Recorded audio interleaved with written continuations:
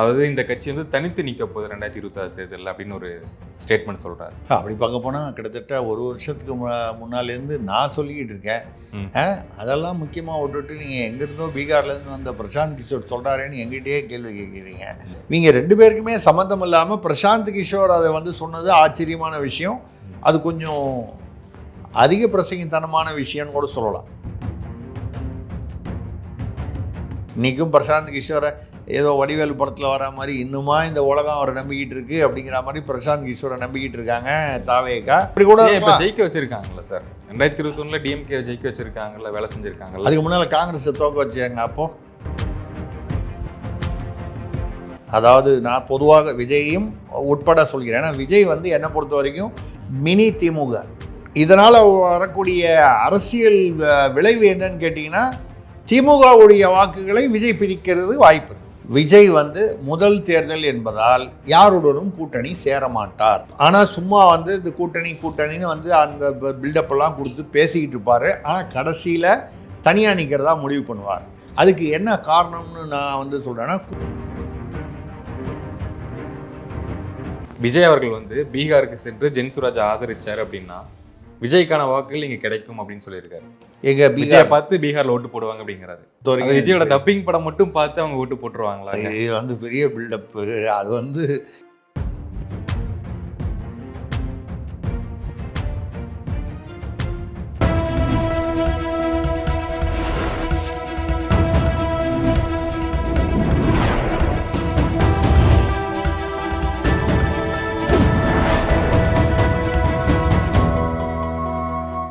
Channel 5 Tamil நேயர்களுக்கு வணக்கம்.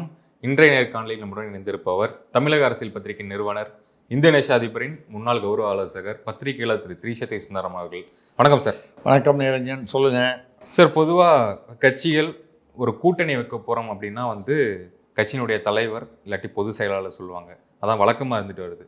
கட்சியினுடைய ஒரு தேர்தல் வியூக வகுப்பாளர் வந்து இந்த கட்சி வந்து தனித்து நிற்க போகுது 2026 தேர்தலில் அப்படின்னு ஒரு ஸ்டேட்மெண்ட் சொல்கிறார். இது கரெக்டுன்னு நினைக்கிறீங்களா?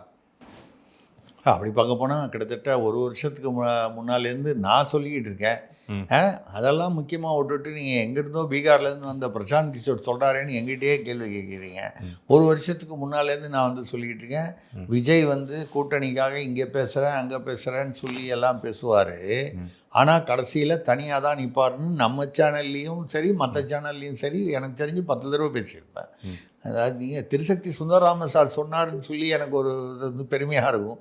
பிரசாந்த் கிஷோர் எங்கிருந்தோ வந்து சொல்கிறார். ரைட்டு, நான் ஜோக்குக்காக சொன்ன விடுங்க. எதுக்காக சொல்கிறேன்னா, இது நீங்கள் பொதுச் செயலாளர்னு சொல்கிறத கூட நான் ஏற்றுக்கல. தலைவர் தான் சொல்லணும். நீங்கள் இப்போது கலைஞர் வந்து கருணாநிதி தலைவராக இருக்கும் பொழுது பேராசிரியர் அன்பழகன் வந்து பொதுச் செயலாளர். என்றைக்காவது வந்து பேராசிரியர் அன்பழகன் கையெழுத்து போட்டு அந்த அவர்கிட்டேருந்து அறிக்கை வெளியே வருமே தவிர முடிவு சொல்கிறது வந்து யாருன்னு பார்த்தீங்கன்னா கலைஞர் தான் சொல்லுவார். முடிவை செய்பவர் அவர் தான். பேராசிரியர் வந்து வெறும் என்டார்ஸ்மெண்ட்டு தான். அவர் சொல்கிறத வந்து ஆமாம் முன்மொழிகிறேன், ஆமோதிக்கிறேன், இவ்வளோதான். பொதுவாகவே இப்போ திமுகவில் வந்து ஸ்டாலின் அவர்கள் தலைவர். ஸ்டாலின் தான் முடிவு பண்ணுறாரான்னு கேட்டிங்கன்னா ஸ்டாலினும் உதயநிதியும் முடிவு பண்ணலான்னு வச்சுக்கலாம். ஏன்னா அங்கே முதல்வர், துணை முதல்வர், ரெண்டாவது ஸ்டாலின் துணை முதல்வராக இருந்தபோது கூட கருணாநிதி அவர்கள் வந்து எல்லா முடிவுகளும் வந்து அவரை கேட்டு தான் எடுத்தாரான்னு கேட்டால் அப்போது வந்து கருணாநிதி வந்து ஒரு மிகப்பெரிய ஒரு லிஜெண்டாக இருந்தார். அரசியல் ஒரு பெரிய என்ன சொல்லுது, ஒரு அரசியல் ஆலமரமாக இருந்தாருங்கிறதுனால அவருக்குன்னு இருந்த அந்த, ஏன்னா திமுக அண்ணாதுரைக்கு அப்புறம் அதை வந்து கட்டி காத்து அதை அவ்வளோ தூரம் பெருசாக கொண்டு வந்தார். அவர் மீது உள்ள மற்ற விமர்சனங்களையெல்லாம் தள்ளி வைத்து பார்த்துட்டிங்கன்னா அந்த திமுக என்ற ஒரு ஆலமரத்தை வந்து அண்ணாதுரை வந்து 49லேருந்து கொண்டு வந்தாரே தவிர ஆட்சிக்கு வந்து 1.5 வருஷத்தில் 2 வருஷத்தில் இறந்து போயிட்டார். அப்புறம் வந்து அது வந்து அப்போவே அந்த பீரியட்லேயே முரசொலியை வச்சு அவர் வந்தார். எம்ஜிஆருடைய சப்போர்ட்டோடு வந்தார். கடைசியில் எம்ஜிஆரே வெளியே போனார். இதெல்லாம் நடந்தது. ஆனாலும் அந்த பீரியடில் இருந்தாலும் பொது செயலாளர் இல்லை, தலைவர் தான் முடிவு. அந்த வகையில் கூட்டணியை பற்றி அறிவிக்க வேண்டியவர் பொதுச் செயலாளர் வந்து புஷி ஆனந்த் அவர்களா? அவர் கூட இல்லை. விஜய் அறிவித்தாதான் அதை விஜயுடைய கட்சியினர் அதை வந்து ஏற்றுக்கொள்வார்கள், அதற்கு மரியாதை கொடுப்பார்கள். ஏன்னா தலைவர் அதுதானே, தலைவர்ன்றது அந்த கரிஸ்மான்னு சொல்லுவாங்க, அந்த ஈர்ப்பு, அந்த கவர்ச்சி, அது வந்து தலைவருக்கு தான் இருக்கணும். அவர் தான் தலைவராக இருக்க முடியும். பொதுச் செயலாளருங்கிறவர் வந்து நிர்வாகி தானே தவிர, யார் வந்து மாஸ் மக்களுக்கு வந்து இவரை பார்த்து ஓட்டு போடுறாங்க அப்படின்னு சொன்னால் மோஸ்ட்லி பார்த்தீங்கன்னா தலைவருக்கு தான் இருக்கும். பொதுச் செயலாளருங்கிறவர் அவருக்கு வந்து உதவி செய்யக்கூடிய ஒரு உதவியாளர்னு கூட சொல்லலாம் நிர்வாகத்தில். அந்த மாதிரி வரும்போது இவங்க 2 பேருக்குமே சம்மந்தம் இல்லாமல் பிரசாந்த் கிஷோர் அதை வந்து சொன்னது ஆச்சரியமான விஷயம். அது கொஞ்சம் அதிக பிரசங்கித்தனமான விஷயம்னு கூட சொல்லலாம். ஏன்னா அவர் வந்து அங்கே வந்து அந்த கட்சியில் எந்தவித பொறுப்பும் வகிக்கலை. அவர் தனியாக ஒரு கட்சி வச்சுருக்காரு. அந்த கட்சி போனி ஆகாமல் அது 6 இடத்துல வந்து டெபாசிட் இடைத்தேர்தலில் வந்து பீகாரில் வந்து தோத்துடுச்சு. சரி, அது தனி கதை. இன்றைக்கும் பிரசாந்த் கிஷோரை ஏதோ வடிவேலு படத்தில் வர மாதிரி இன்னுமா இந்த உலகம் அவரை நம்பிக்கிட்டு இருக்கு அப்படிங்கிற மாதிரி பிரசாந்த் கிஷோரை நம்பிக்கிட்டு இருக்காங்க தாவேகா. இப்படி கூட ஜெயிக்க வச்சிருக்காங்கல்ல சார், 2021 டிஎம்கே ஜெயிக்க வச்சிருக்காங்கல்ல, வேலை செஞ்சுருக்காங்கல்ல. அதுக்கு முன்னால் காங்கிரஸை தோக்க வச்சாங்க. அப்போது இதே பிரசாந்த் கிஷோர் வந்து காங்கிரஸுக்கும் வந்து ராகுல் காந்திக்கும் வந்து ஆலோசகராக ஒரு பீரியடில் இருந்து அப்போ காங்கிரஸ் பல மாநிலங்களில் வந்து தோற்று இருக்கிறது இல்லையா. அப்போ பிரசாந்த் கிஷோர் வந்தால் 100% வெற்றி நிச்சயம்னு சொல்ல முடியாது. நீங்கள் 75%ன்னு சொல்லுங்கள், ஏற்றுக்கலாம்.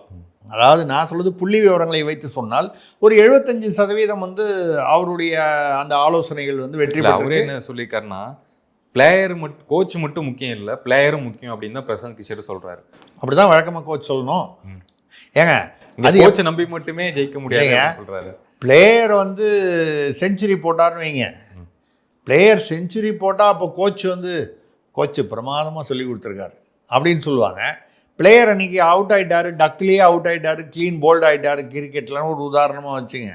அப்போ வந்து இந்த கோச்சு சரியில்லைன்னு அன்றைக்கி சொல்லி பாருங்கள், கோச்சை ஏற்றுப்பாரா? அது எல்லாருமே வெற்றி வரும்பொழுது என்னால் தான் அப்படின்னு சொல்பவர்கள் யாருமே தோல்வி வரும்போது அதுக்கு காரணம் அவர், அதுக்கு காரணம் இவர், அதுக்கு காரணம் இது. இப்போ காங்கிரஸ் தோல்வி விட்டுற போது ராகுல் காந்தி வந்து நான் சொன்னது வேற, அவர் செஞ்சது வேற அப்படின்னு இதே பிரசாந்த் கிஷோர் வந்து ராகுல் காந்தி மீது பழி போட்டார். நான் வந்து ராகுல் காந்தி ரைட்டா பிரசாந்த் கிஷோர் ரைட்டான்னு உள்ளே போல, வெற்றி பெற்றால் அது வந்து என்னுடைய வெற்றின்னு கொண்டாடக்கூடிய பிரசாந்த் கிஷோரோ இல்லை அவரை போன்றவர்களோ தோல்வி வரும்பொழுது அந்த தோல்விக்கு நான் காரணம்னு என்னைக்காவது ஒரு நாள் சொல்லியிருக்காங்களா? இல்லைங்க, அவர் நான் சொன்னேன் கேட்கல. நீங்கள் சொல்கிற மாதிரி தான், நான் கோச்சு, அவர் தானே ஃபீல்டில் விளையாடணும், அவர் சரியாக விளையாடல, நான் சொன்னதை கேட்கலன்னா இதுக்கு வந்து யாருமே இது ஜட்ஜ்மெண்ட் கொடுக்க முடியாது. நான் சொல்ல வர்றது என்னென்னா, பிரசாந்த் கிஷோர் என்பவர் ஒரு ஆலோசகர். அவருக்கு தெரிந்த அவருக்கு சில திறமைகள் இருக்குது. ஒன்றுமே இல்லாமல் அவர் வந்து 75% வெற்றி வந்து பல இடங்களில் வந்து அவர் வந்து சாதிக்க முடிந்தது என்றால் அவருக்கு சில திறமைகள் இருக்குது. அவருக்கு கீழே அவர் கூட வேலை பார்த்தவங்களாம் தனித்தனியாக வந்து இப்போ வந்து அமைப்புகள் வைக்கிற அளவுக்கு அவர் வந்து ஒரு ட்ரெண்ட் செட்டர். பிரசாந்த் கிஷோருக்கு முன்னால் இந்த மாதிரி ஸ்ட்ராட்டஜிக் அனாலிஸ்ட் அப்படின்னு ஒரு ஒரு ஒரு ஒரு ஒரு ஃபார்முலாவே கிடையாது. அதை ஆரம்பித்து வைத்தவர் பிகே என்ற பிரசாந்த் கிஷோர். அதுக்கப்புறம் சுனில், ஜான் ஆரோக்கியசாமி, இந்த மாதிரி நிறைய பேர் வந்துட்டாங்க. ஒரு 4-5 பேர் எனக்கு தெரிஞ்சு வந்திருக்காங்க. தனித்தனியாக அமைப்புகள் வைத்துக்கொண்டு அவர்களும் வந்து சுனில் வந்து முதல்ல திமுகவில் சபரீசன் கூட இருந்தார். அதுக்கப்புறம் அதிமுகவில் எடப்பாடிக்கு ஆலோசகராக வந்தார். இப்போது ஜான் ஆரோக்கியசாமி வந்து விஜயோட இருக்கார் தாவேக்கால. இப்படி பல பேர் வந்திருக்காங்க. பிரசாந்த் கிஷோர் வந்து அதிகப்படி அவர் வந்து அவருக்கு சம்மந்தம் இல்லாத போது அவர் வந்து தாவேக்கா சார்பாக நான் அறிவிக்கிறேன் அப்படின்னு சொல்லலையே தவிர ஏதோ ஒரு தொலைக்காட்சி பேட்டியில் அவர் வந்து சொல்லியிருக்காரு. அதை வந்து அவர் தவிர்த்திருக்கலாம். ஏன்னா அதை சொல்கிறத உரிமை வந்து விஜய்க்கு தான். இல்லை விஜய் பார்த்து பொதுச் செயலாளர் புஷி ஆனந்த் விட்டு அதை அறிவிக்க சொல்லலாம். இது வழக்கமாக எல்லா கருணாநிதி இருக்கும்போது பேராசிரியர் அன்பழகனை வச்சு அறிவிப்பார், ஸ்டாலின் வந்து துரைமுருகனை வச்சு அறிவிப்பார். இந்த மாதிரி வந்து இது ஒரு ப்ராக்டிஸ் இருக்குது. அதெல்லாம் தாண்டி இவர் வந்து பேசுனது உடனே புஷி ஆனந்த் வந்து அதை வந்து மறுக்க வேண்டிய ஒரு கட்டாயம். மறுக்கிறதுனா அதாவது அவர் வந்து ஆமாம் இல்லைன்னு சொல்லாமல் அது வந்து கணக்கில் எடுத்துக்க முடியாது. அவர் வந்து கட்சி நிர்வாகி இல்லை, அப்படி கட்சி நிர்வாகியாக இல்லாத ஒருவர் பேசியதையெல்லாம் கணக்கில் எடுத்துக்கொள்ள முடியாதுங்கிற வகையில் பேசியிருக்காரு. அது உண்மை. ஏன்னா அவங்களுக்கே என்ன கோபம் எரிச்சல் வரும், அப்படியே உள்ளுக்குள்ளே பேசி இவங்களும் விஜயே முடிவு பண்ணியிருந்தா தனியாக போகிறதுன்னு. அது அவங்க அதுவும் எப்போ எப்போ அறிவிக்கணும், எப்படி அறிவிக்கணுங்கிறது விஜய் முடிவு பண்ணணும், இல்லை விஜயோட இருக்கிற குழுவினர் முடிவு பண்ணணும். பிரசாந்த் கிஷோர் வந்து முந்திரி கொட்டையாக வந்து தேர்தலுக்கு இன்னும் 1 வருஷம் இருக்கும்பொழுது நான் இதைத்தான் சொல்லிட்டு இருக்கேன். பிரசாந்த் கிஷோர் வந்து இப்போ சொல்கிறத வந்து நான் வந்து 1 வருஷமாக சொல்லிக்கிட்டு இருக்கேன். என்னுடைய கணிப்பில் விஜய் வந்து முதல் தேர்தல் என்பதால் யாருடனும் கூட்டணி சேரமாட்டார். ஆனால் சும்மா வந்து இந்த கூட்டணின்னு வந்து அந்த பில்டப்பெல்லாம் கொடுத்து பேசிக்கிட்டு இருப்பார். ஆனால் கடைசியில் தனியாக நிற்கிறதா முடிவு பண்ணுவார். அதுக்கு என்ன காரணம்னு நான் வந்து சொல்கிறேன்னா, கூட்டணியில் சேர்ந்தார்னா இவருக்குன்னு உள்ள வாக்கு வங்கி எவ்வளவுங்கிறது தெரியாமையே போயிடும். ஒரு டெஸ்டிங்காக எடுத்துப்பார். இப்போது அதிமுக கூட்டணியில் விஜய் சேர்றான்னு வச்சுங்க. இப்போ இல்லைன்னு சொல்லிட்டாங்க. அதிமுகலையும் தாவேகாவோட கூட்டணி இல்லைன்னு யாரோ அறிவிச்சிட்டாங்க. தாவேகாவும் கிட்டத்தட்ட இப்போது தனின்னு பிரசாந்த் கிஷோர் சொன்னால் கூட உள்ள கொஸ்டின் பேப்பர் லீக் ஆன மாதிரி, அவர் பிரசாந்த் கிஷோர் சொன்னது வந்து கொஸ்டின் பேப்பர் லீக் ஆன மாதிரி ஆயிடுச்சு. ஆக ஏன்னு கேட்டால், அப்படி கூட்டணி சேர்ந்தாங்க, ஒரு இவ்வளவு வாக்கு வங்கி வாங்கினாங்க, 30% வாங்குறாங்கன்னு வச்சுப்போம். இப்போ எடப்பாடியை கேட்டால் என்ன சொல்லுவார், 25% ஏற்கனவே எங்களுக்கு தான், 5% தான் வந்து இவருது விஜயுடையதுன்னு சொல்லுவார். விஜய் என்ன சொல்லுவார், அதிமுக ஏற்கனவே ரொம்ப கீழே போயிடுச்சு, 15 கீழே போயிடுச்சு, 12 கிட்ட வந்திருக்கோம், நாங்கள் வந்ததுனால தான் ஒரு 15-18 வந்துச்சு. இது முடிவு பண்ண முடியாது. அப்போது விஜய்க்கே தன்னிலை என்னங்கிறது தெரியாத ஒரு சூழ்நிலை இருக்கும்.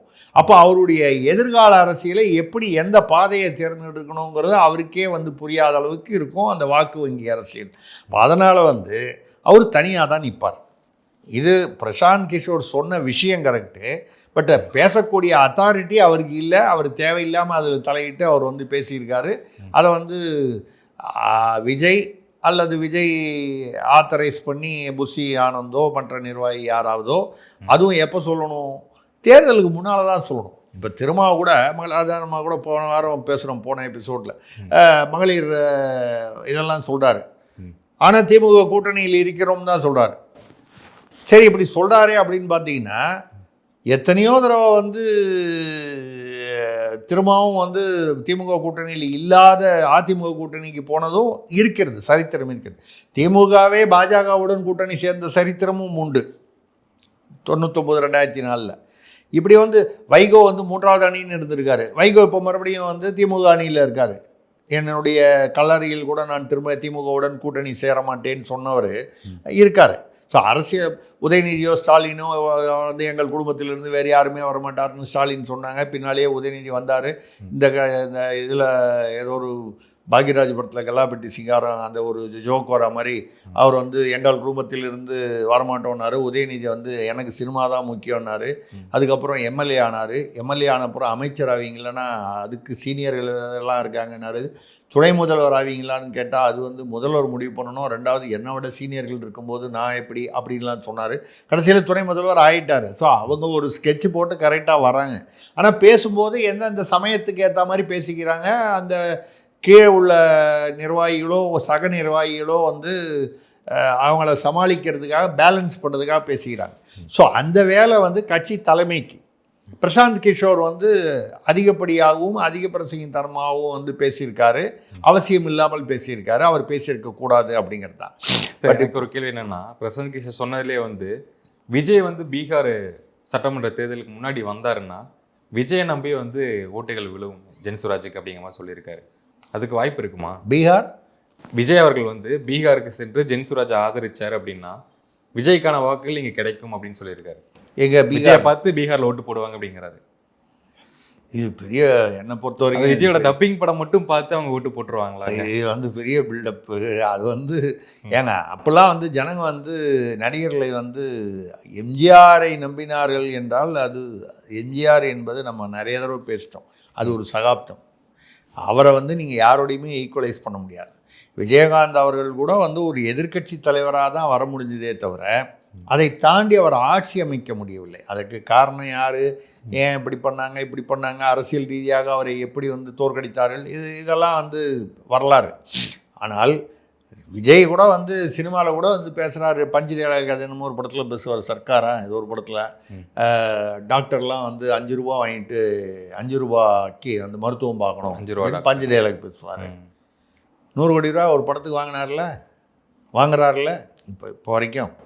இதுக்கப்புறம் நடிக்க மாட்டார் அப்படின்னு சொல்கிறார், ரைட்டு. இது வரைக்கும் வாங்கும்போது ஏன் அந்த 5 ரூபாய்க்கு பதில் 5000 ரூபா வாங்கிட்டு 50,000 ரூபா வாங்கிட்டு படத்தில் நடித்து கொடுக்கலாமே? அதுலேயும் வந்து 100 கோடி வாங்கும்போது அதில் இவ்வளவு ஒயிட்டு இவ்வளவு பிளாக்குன்னு ஏதோ ஒரு கணக்கு போட்டு தானே வாங்குறாரு.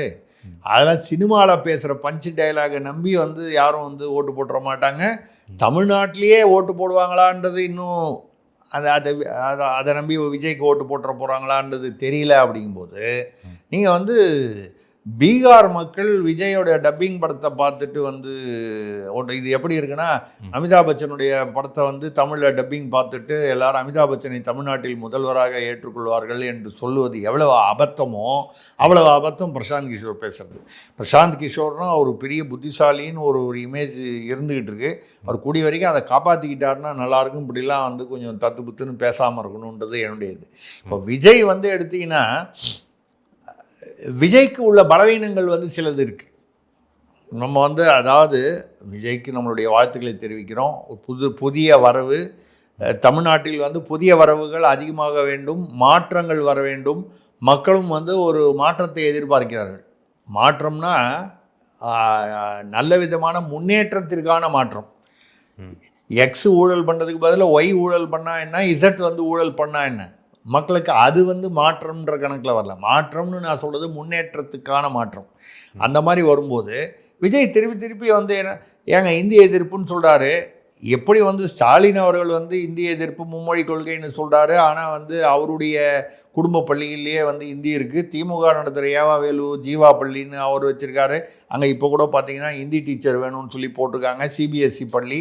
திமுகவினர் வந்து கிட்டத்தட்ட நிர்வாகிகள் வந்து நடத்துகிற பள்ளிகள் பெரிய பள்ளிகள், பிரபலமான பள்ளிகள், அட்லீஸ்ட் ஒரு 20-25 பள்ளிகள் இருக்குது. எல்லாமே வந்து சிபிஎஸ்சி. அதில் வந்து ஹிந்தி கற்று தராங்க. சில இதில் வந்து சமஸ்கிருதமும் கற்று தராங்க. அரபு அது உருது மொழியும் வச்சுருக்காங்க. இல்லை அதாவது சிபிஎஸ்சி பள்ளிகளுக்கு வந்து நீங்கள் நடத்துவீங்க தனியாரில். அங்கே பணத்தை வாங்கிட்டு 1 லட்ச ரூபா 1.5 லட்ச ரூபா ஃபீஸ் வாங்கிட்டு விஜய் வித்யாசிரம் பள்ளி உட்பட திருமாவூர் பள்ளி ப்ளூ ஸ்டார்னு வச்சுருக்கேன். அது என்னன்னு எனக்கு தெரியல. யாருமே இவங்க வெளியில் மேடையில் தான் தமிழ் தான் செம்மொழிங்கிறாங்களே தவிர ஒருத்தராவது வந்து தமிழில் பேர் வைக்க மாட்டேங்கிறாங்க. இப்போது திருமாவளவன் அவர் வந்து அந்த பள்ளி நான் நடத்தலை, அது வந்து அந்த இடம் மட்டும் என்னுடையது, அதனால் கௌரவ தலைவராக போட்டிருக்காங்கன்னு சொல்கிறாங்க. ஆனால் இதில் பார்த்தீங்கன்னா கரஸ்பாண்டன்ட்னு வருது வெப்சைட்டில். அதுக்கு ரைட்டு, உங்களை தொடர்பு படுத்தி ஒரு பள்ளி இருக்குது அப்படின்னு சொன்னால் அந்த பள்ளிக்கு வந்து ப்ளூ ஸ்டார்னு ஏன் வைக்கிறீங்க? நீல நட்சத்திரம்னு வைக்கலாமே. சன்ஷைன் ஏன் வைக்கிறீங்க? சூரிய வெளிச்சம்னு வைக்கலாமே. இவங்களுக்கு ஒரு ரெட் ஜெயிண்ட்டுன்னு வைக்கிறதுக்கு பதிலாக வேறு ஏதாவது ஒன்று பேர் வைக்கலாமே. இவங்களுக்கு வரும்போது இங்கிலீஷில் வச்சுப்பாங்க. இதெல்லாம் வந்து இப்போ சன் டிவி வந்து பார்த்திங்கன்னா 45 சேனல் வச்சுருக்காங்க. புதுசாக போன மாதம் சன் நியோன்னு கூட ஹிந்தியில் ஆரம்பிச்சிருக்காங்க. அப்போ ஹிந்தி வேண்டியிருக்கு. இப்போ விஜய் கூட வந்து ஹிந்தி மும்மொழி கொள்கை எதிர்ப்புன்னு சொல்கிறாரு. இவர் படம் ஹிந்தியில் டப்பிங் ஆகி ஓடும்போது நல்லா இருக்குல்ல. அப்போ இந்திக்காரன் தமிழ் வந்து அது அவன் ஹிந்தி நமக்கு வியாபாரம்னு வரும்போது ஹிந்தி தேவை. நாங்கள் திணிப்பை தான் எதிர்க்கிறோம், விரும்பி படிப்பதைன்னா நீங்கள் அரசு பள்ளிகளில் இப்போ வந்து நான் பல இடங்களில் பேசியிருக்கேன். இப்போ வந்து என்ன கொண்டு வந்திருக்காங்க மும்மொழி திட்டம். நீங்கள் இவங்க எதை வந்து தடுக்கிறாங்க நல்லா பாருங்கள். அதாவது நான் பொதுவாக விஜயையும் உட்பட சொல்கிறேன். ஏன்னா விஜய் வந்து என்னை பொறுத்த வரைக்கும் மினி திமுகவுடைய கொள்கைகளை அப்படியே ஏறத்தாழ வந்து அவர் வந்து திராவிட கொள்கைகளை, திராவிடம் என்ற பெயரில் உள்ள கொள்கைகளை, உண்மையாக சொல்லப்போனால் மக்களுக்கு எதிரான கொள்கைகளை விஜயும் கொண்டிருக்கிறார். அதனால மினி திமுகன்னு சொல்கிறேன். இப்போ 3 உதாரணம் சொல்லிடுறேன். இவங்களே திமுகவில் டாஸ்மாக் கடை ஆலைகள், சாராய ஆலைகள் நடத்துகிறாங்க. ஆனால் மதுவை ஒழிப்போம்னு சொல்கிறாங்க. இவங்க தான் நீட்டை கொண்டு வந்தாங்க. காந்தி செல்வன் அமைச்சராக இருக்கும்போது, மத்திய அமைச்சராக இருக்கும்போது யூபிஏ அரசில் நீட்டை எதிர்ப்போம்னு சொல்லி இன்னமும் சொல்லிகிட்டு இருக்காங்க. கச்சத்தீவை தாரை வார்த்தது இவர்கள் தான், ஆனால் கச்சத்தீவை மீட்போம்னு சொல்லிகிட்டு இருக்காங்க. ஏன் வந்து நீட் தேர்வை வந்து இவர்கள் வந்து எதிர்க்கிறார்கள்? இந்த ப்ரைவேட் காலேஜஸ், தனியார் மருத்துவக் கல்லூரிகளில் வந்து 50 லட்சம் 1 கோடின்னு வந்து 40 லட்சம்னு வசூல் பண்ணுற அந்த இது வந்து போயிடுது. இவங்களாம் யார்? இந்த தனியார் கல்லூரிகள் either திமுக நிர்வாகிகள், திமுக அமைச்சர்களுக்கு தொடர்பான பினாமிகள், இல்லை திமுகவுக்கு வேண்டப்பட்டவர்கள், இல்லை திமுகவுக்கு ஆட்சியில் இருந்தால் கப்பம் கட்டக்கூடியவர்கள். அதுவும் வந்து இவங்களுக்கு லாபம் தானே. 3000 கோடி ரூபா வருமானம் வருதுன்றாங்க இந்த இந்த 50 கேபிட்டேஷன் ஃபீஸ் மட்டும். அப்போ நீட் தேர்வை எதிர்ப்பதற்கு காரணம் இந்த தனியார் கல்லூரிகளில் வசூல் பண்ணுற அந்த பணம். டாஸ்மாகை வைத்திருப்பதற்கு, மதுவை ஒழிக்காமல் தமிழ்நாட்டு மக்களை வந்து டாஸ்மாக் வாசலில் வந்து கீழே டெட் பாடி மாதிரி விழுந்து கிடக்கிற மாதிரி பண்ணுறதுக்கு செத்த பணமாக ஆக்குவதற்கு காரணம் இவங்களுடைய சாராய ஆலைகளுக்கு லட்சம் கோடிகளில் பணம் வரணுங்கிறதுக்காக. அதே மாதிரி தான் இந்த இந்தி மொழி வந்து நீங்கள் தமிழ்நாட்டில் எல்லா இடத்துலேருந்தும் அதை எடுத்துலைங்களா? இல்லை, உங்களுடைய தனியார் பள்ளிகள் எல்லாத்துலேயும் அதில் வச்சுருக்கீங்க. நீங்கள் மட்டும் இல்லை, எல்லாருமே வச்சுருக்காங்க. சிபிஎஸ்சியில் உள்ள எல்லாருமே இந்தியை வச்சுருக்காங்க. அதுவும் திமுகவினர் நடத்தும் பள்ளிகளில் வச்சுருக்காங்க. விஜயோடைய பையன், விஜய் வித்யாசிரம்ங்கிற பேரில் உள்ள அந்த இதுலேயும் நடத்தியிருக்காரு. திருமாவளவன் நடத்துவதாக சொல்லப்பட்டு அவரால் மறுக்கப்படும் அந்த பள்ளியிலையும் வந்து இந்தி கற்றுத்தராங்க. அப்போ நீங்கள் வந்து எங்கே யாரை வந்து தடுக்கிறீங்க? அரசு பள்ளியில் இலவசமாக இந்தி படிக்கிறவனை மட்டும்தான் நீங்கள் தடுக்கிறீங்க. யார் படிக்கிறான்? அந்த ஏழை. அப்போது மிடில் கிளாஸு, பணக்காரன், பணம் இருக்கிறவன் எல்லாரும் உங்களுடைய தனியார் பள்ளியில் போய் படிக்கலாம். ஏழை மாணவன், அதுக்கு வசதி இல்லாமல் அரசு பள்ளியில் மட்டும்தான் படிக்கிற வசதி இருக்கிறவன் வந்து இந்தி படிக்கக்கூடாது என்பது என்ன நியாயம்? அதுவும் விருப்ப பாடமாக. இந்தி மட்டும்தான் 3வது மொழின்னு சொல்லலை அவங்க. 8 மொழி இந்தி உட்பட. இப்போ சத்தீஸ்கர், உத்தரப்பிரதேசம், மத்திய பிரதேசத்துலலாம் சில பகுதிகளில், தமிழர்கள் அதிகமாக வாழும் பகுதிகளில் தமிழ் வந்து 3வது மொழியில் வந்து இன்க்ளூட் ஆகிருக்கு. எங்கே? சத்தீஸ்கர், உத்தரப்பிரதேசம், மத்திய பிரதேசம். இப்போ அதே மாதிரி தமிழ்நாட்டில் வந்து பார்த்திங்கன்னா இந்த பக்கம் நம்ம கும்மிடிப்பூண்டி தாண்டி போனீங்கன்னா சில இடங்களில் வந்து தெலுங்கு 3வது மொழியாக வைக்கலாம். ஏன்னா அவங்க தெலுங்கு பேசக்கூடியவர்கள், தமிழும் பேசுவார். இந்த கோயம்புத்தூர் பக்கம் போனீங்கன்னா மலையாளம் வைக்கலாம். அது தாண்டி போகும்போது நாகர்கோவில், கன்னியாகுமரி, அது கேரளாவை நோக்கி. ஓசூர் இந்த பக்கம் கிருஷ்ணகிரி, தருமபுரி போகும்போது பார்த்தீங்கன்னா கன்னடம். இங்கே அந்தந்த பகுதிகளில் வந்து அந்தந்த 8 மொழிகள் வந்து இந்திய மொழிகள். இந்திய மொழிகளில் இந்தியும் சேர்ந்துருக்கு. 8ல் 1 இந்தி. 8 மொழிகள் வந்து ஃப்ரெஞ்சு, ஜெர்மன். இப்போ இவர் என்ன படிக்கிறாரு? தலைவர் ஸ்டாலினுடைய பேரன் உதயநிதியோட பையன் இன்பநதி. அவர் எங்கே படித்தார்? அரசு பள்ளியிலையா படித்தார்? இல்லையே. வெளிநாட்டில் போய் யூனிவர்சிட்டியில் படிக்கிறார்ல. ஏன் இங்கே காலேஜ் இல்லையா இந்தியாவில்? விஜய் பையன் ஜேசன் என்ன பண்ணுறாரு? திமுக வாரிசு அரசியல்னு சொல்கிற விஜய் அவரோட பையனை வந்து கட்சி கொடி ஏற்றுறார். ஒரு இடத்துல ஒரு நிகழ்ச்சியில் பார்த்தீங்கன்னா அவர் பையனும் கலந்து கொண்டு அந்த கொடியேற்றும்.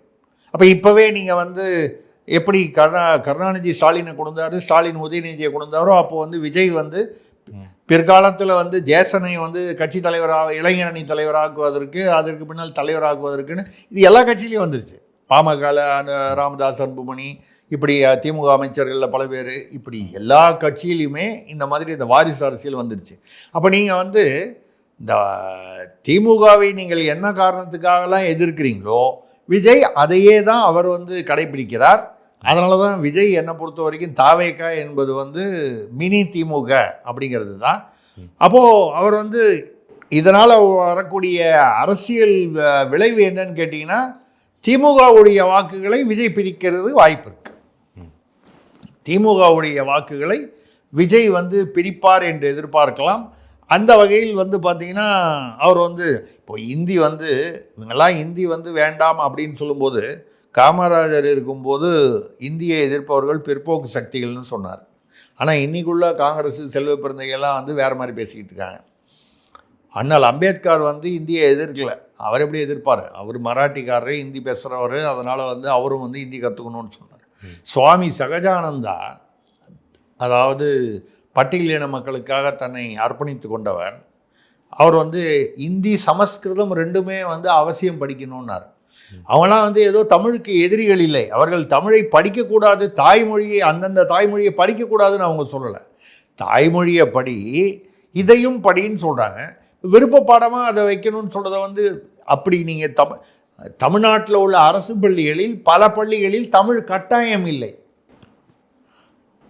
எதில்? அரசு பள்ளியில் தமிழ் கட்டாயம் இல்லை. அதையே முதல்ல நம்ம தமிழக அரசு, திமுக அரசு சரி செய்யலை. இது திமுக அரசு தான் சொல்ல, இது முன்னால் அதிமுக அரசு இருக்கும்போது இதே தான் நிலைமை. அதிமுக அரசோ திமுக திராவிட அரசுகள் இதை சரி செய்யவில்லை.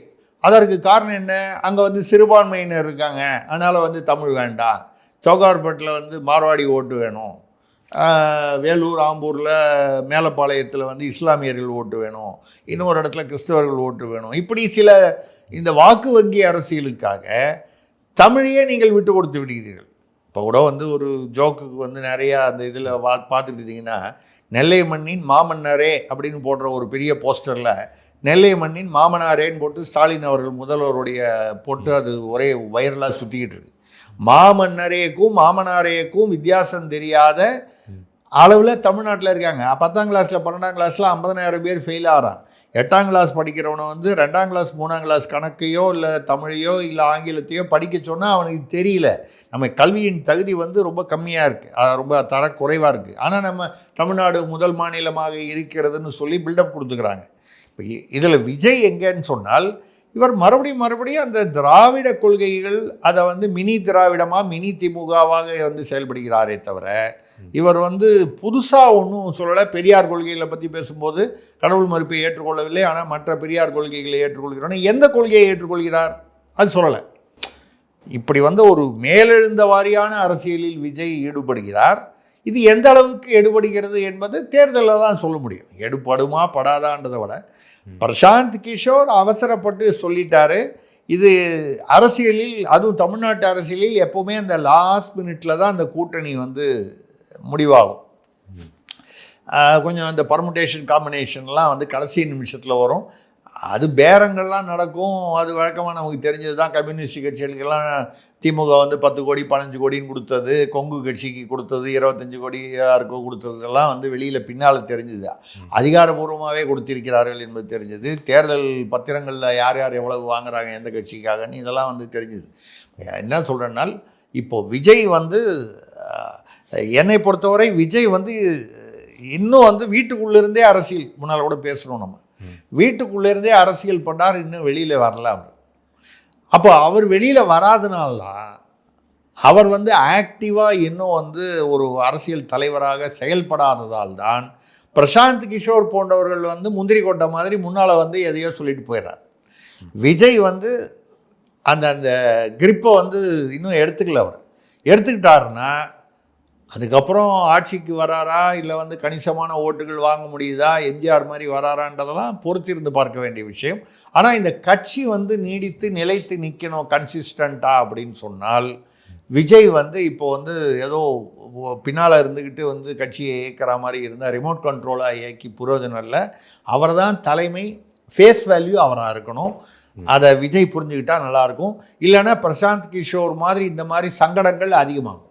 ஓகே சார், நேர்காணலுக்கு மிக்க நன்றி, வணக்கம். மிக்க நன்றி, வணக்கம்.